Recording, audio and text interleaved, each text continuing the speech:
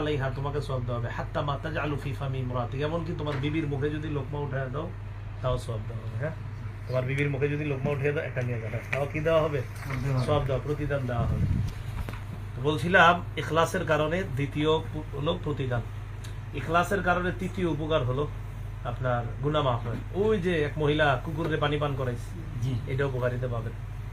গালেবান 3467 নম্বর হাদিস, পরে বের করে নিয়েন আপনারা। ওখানে আছে এক মহিলা কূপের পাশে গেছে, তো কূপের পাশে কি একটা কুকুর, আপনার ওই কুকুরটা ইউতিফু বিরাকিয়া, একটা কূপের পাশে ঘুরতেছিল। মুসলিমও পাবেন, বুখারীতে আছে। মুসলিম একটু বড় করে আছে, বুখারীতে একটু ছোট করে। ফারাআতহু বাগিয়্যুম মিন বাগায়া বনি ইসরাঈল, বনি ইসরাঈলের এক ব্যভিচারিণী নারী কুকুরটা দেখছে। দেখার পর দেখে কাদা ইয়াকতুলহুল আতশ, মারা যাবে যাবে অবস্থা, এরকম পিপাসার কারণে মারা যাবে। নাজাত মুকাহা, কুকুর জন্য ওই মহিলা কি করলো, তার পায়ের মোজা করলো।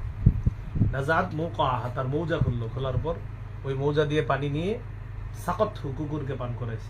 ফাগুফিরা লাহা বিহি, এই কারণে মাফ করে দিচ্ছে। ইখলাসের কারণে গুনাহ মাফ হয়। এই হলো অন্তরের দ্বিতীয় আমল, ইখলাস। অন্তরের তৃতীয় একটা আমল হলো আসমান জমিনের সব আল্লাহর, মানে লা ইলাহা ইল্লাল্লাহর এই ইয়াকিন অন্তরে বসানো। এই ইয়াকিন কোথায় বসানো? অন্তরে বসানো। এই ইয়াকিনটা যদি অন্তরে বসাইতে পারি আমরা, আশা করা যায় ইনশাআল্লাহ আল্লাহ তাআলা জান্নাত দান করবেন। হ্যাঁ, আল্লাহ কি দান করবেন? জান্নাত দান করবেন। বুখারীর আপনার 44 নম্বর হাদিস, দেখেন 44 নম্বর হাদিস আছে।